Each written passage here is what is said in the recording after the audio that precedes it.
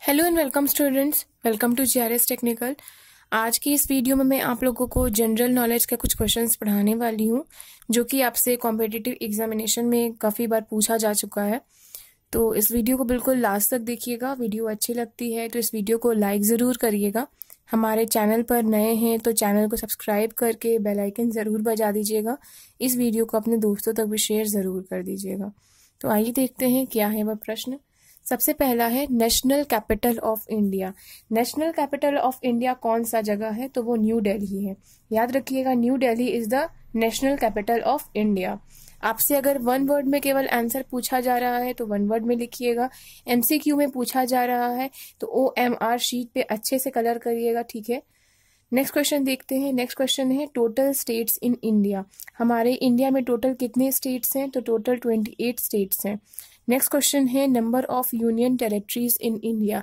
Number of union territories in India, यानी कि यहाँ पे हमसे यूनियन टेरिटरी के बारे में पूछा जा रहा है।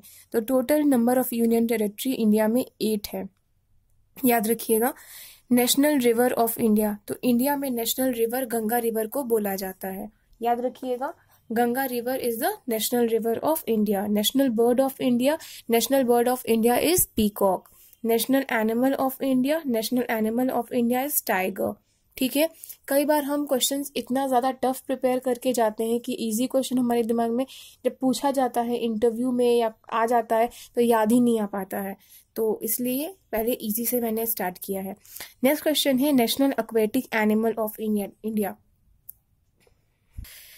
तो national aquatic animal of India है डॉल्फिन। याद रखिएगा। नेक्स्ट है national anthem of India. National anthem of India is Jana Gana Mana. याद रखिएगा, national anthem of India is Jana Gana Mana. Next question है हमारा नेशनल मोटो ऑफ इंडिया। तो नेशनल मोटो ऑफ इंडिया क्या है? तो सत्यमेव जयते है। आइए देखते हैं दूसरा क्वेश्चन। पहला प्रश्न है यहाँ पर हमारा how many languages are major languages in India, यानी कि हमारे भारत राज्य में टोटल कितनी भाषाएं बोले जाते हैं? तो हमारे भारत राज्य में टोटल 22 यानी कि 22 भाषाएं बोले जाते हैं। ठीक है। नेक्स्ट है हमारा state with highest literacy rate. ऐसा कौन सा स्टेट है जहां पे सबसे ज्यादा लिटरेसी रेट है? तो सबसे ज्यादा हाईएस्ट लिटरेसी रेट है केरला में 94%। नेक्स्ट है state with lowest literacy rate, यानी कि ऐसा कौन सा स्टेट है जहां पे लिटरेसी रेट बिल्कुल कम है? तो वहां पे वो बिहार है जहां पे 61.8% पीपल ही केवल लिटरेट हैं, बाकी सारे इलिटरेट हैं। नेक्स्ट क्वेश्चन है current prime minister of India. तो करंटली अभी हमारे प्रधानमंत्री प्राइम मिनिस्टर इंडिया के नरेंद्र दामोदर दास मोदी जी हैं। नेक्स्ट है फाइनेंस मिनिस्टर ऑफ इंडिया। तो who is finance minister of India?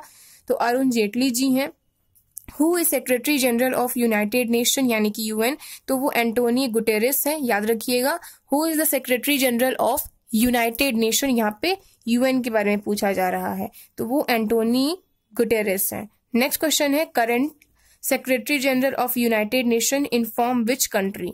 तो जो यहाँ पे जो एंटोनी गुटेरेस है वो कौन से कंट्री से बिलोंग करते हैं? यहाँ पे ये हमसे पूछा जा रहा है तो वो पुर्तगाल से बिलोंग करते हैं। नेक्स्ट क्वेश्चन आता है the Japanese art of flower arrangement is known as.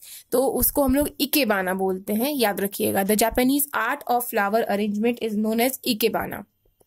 अगला प्रश्न देखते हैं। अगला प्रश्न है हमारा the time taken by sun rays to reach the earth is. तो 8 मिनट 29 सेकेंड लगते हैं सन को पृथ्वी के ऊपर आने पर। याद रखिएगा, सूर्य जो है वो पृथ्वी पर आने के लिए 8 मिनट 29 सेकेंड लगाता है।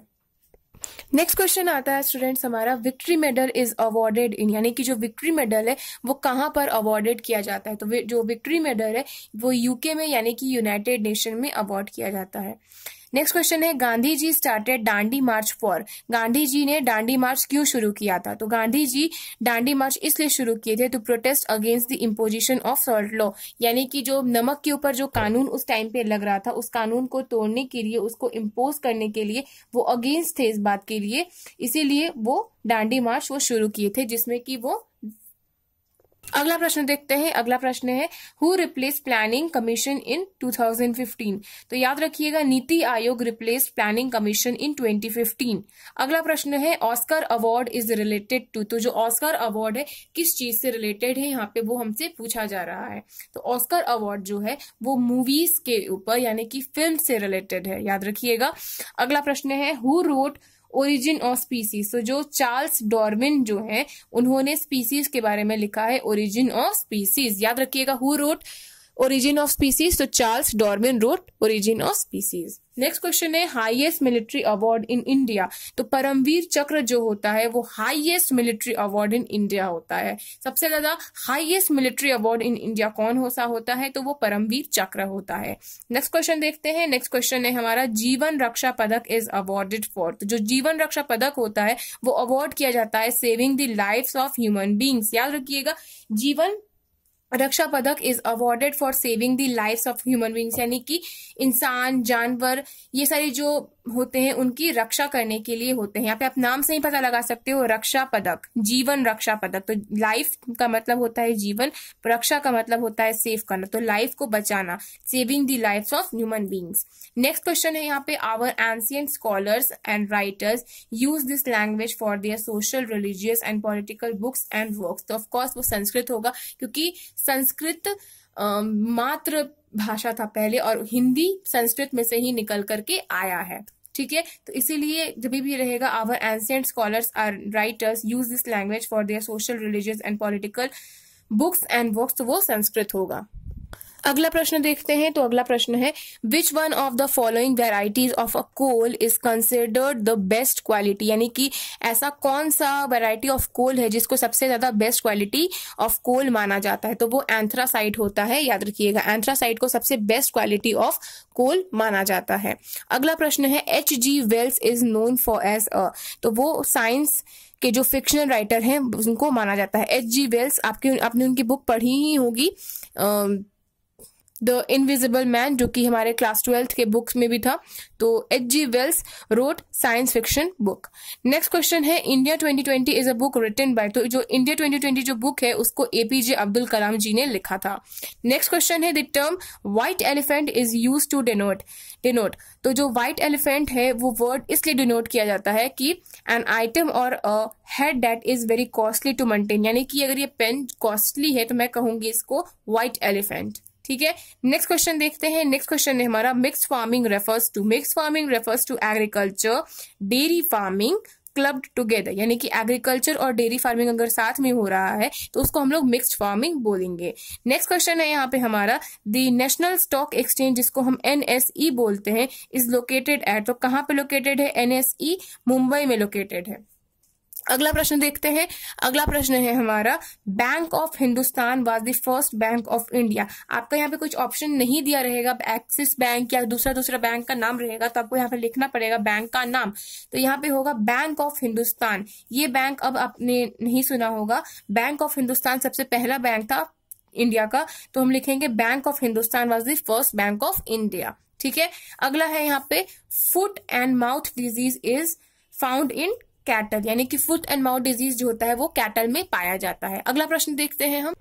अगला प्रश्न है हमारे यहाँ पे, अगला प्रश्न है the 2011 census in India was dash national census. तो वो 15th नेशनल सेंसस था, याद रखिएगा। अगला प्रश्न है Wimbledon is associated with which sport, यानी कि विंबलडन कौन से स्पोर्ट से रिलेटेड है? तो वो टेनिस से रिलेटेड है। The universal donor of blood is, तो O पॉजिटिव ब्लड को हम लोग यूनिवर्सल डोनर बोलते हैं और AB पॉजिटिव को हम लोग यूनिवर्सल रिसेप्टेंट बोलते हैं, क्योंकि वो कोई से अभी ब्लड ग्रुप से रिसीव कर सकता है ब्लड को। नेक्स्ट क्वेश्चन है यहाँ पे हमारा who founded the Mughal empire of India. तो ऑफकोर्स बाबर होगा, क्योंकि बाबर का बेटा हुमायूं था, हुमायूं का अकबर था, ऐसे करके मुगल एम्पायर बढ़ता गया, तो सबसे पहला बाबर था। अगला प्रश्न देखते हैं। नेक्स्ट क्वेश्चन है हमारा व्हाट इज एम्नेस्टी इंटरनेशनल, यानी कि एम्नेस्टी इंटरनेशनल क्या है? अ ह्यूमन राइट ऑर्गेनाइजेशन, जिसको हम लोग एम्नेस्टी इंटरनेशनल बोलते हैं। ठीक है, एक ह्यूमन राइट की ऑर्गेनाइजेशन है, ठीक है, जिसको हम लोग एम्नेस्टी इंटरनेशनल बोलते हैं। अब इसका हेडक्वार्टर कहाँ है? तो इसका हेडक्वार्टर यूनाइटेड किंगडम में है, यानी कि UK में है। ठीक है, लंदन में। नेक्स्ट क्वेश्चन है यहाँ पे वेयर आर ओलंपिक गेम्स इन 2020, यानी कि जो ओलंपिक गेम्स जो हुआ था 2020 में वो कहाँ पर हुआ था? वो जापान में हुआ था, नहीं हुआ था कोरोना के कारण। नेक्स्ट क्वेश्चन है which is largest gland of our body. तो हमारे बॉडी का सबसे ज्यादा लार्जेस्ट ग्लैंड लिवर होता है। मैंने आपको बायोलॉजी सेक्शन जब मैं पढ़ा रही थी तो भी बताया था आप लोगों को, largest section of human body is liver. Next question देखते हैं। नेक्स्ट क्वेश्चन है Priyanka Chopra has been named national ambassador of what? तो उसका करेक्ट आंसर हो जाएगा यूनिसेफ गुडविल एम्बेसडर। क्लियर है।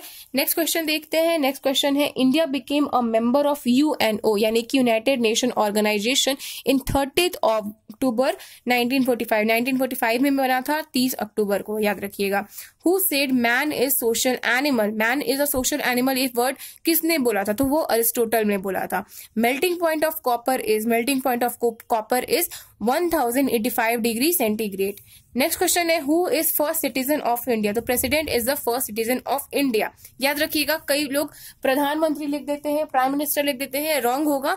First citizen of India president होता है, याद रखिएगा। नेक्स्ट क्वेश्चन है एजुकेशन मिनिस्टर इन इंडिया। तो इंडिया में सब एजुकेशन मिनिस्टर हमारे रमेश पोखरियाल जी हैं, याद रखिएगा। हेल्थ मिनिस्टर कौन है इंडिया के? तो वो हर्षवर्धन है। अगला प्रश्न है मिनिस्ट्री ऑफ होम अफेयर्स कौन है? तो श्री अमित शाह है, याद रखिएगा। Ministry of defence Shri Rajnath Singh है। Ministry of road transport Shri Nitin Gadkari ji हैं। Ministry of finance Nirmala Sitharaman है। Ministry of law and justice Shri Ravi Shankar Prasad है। Which are new union territory included in India? ठीक है, इस वीडियो के स्टार्टिंग में मैंने आपको बताया था कि हमारे जो इंडिया है उसमें टोटल 8 यूनियन टेरिटरी है।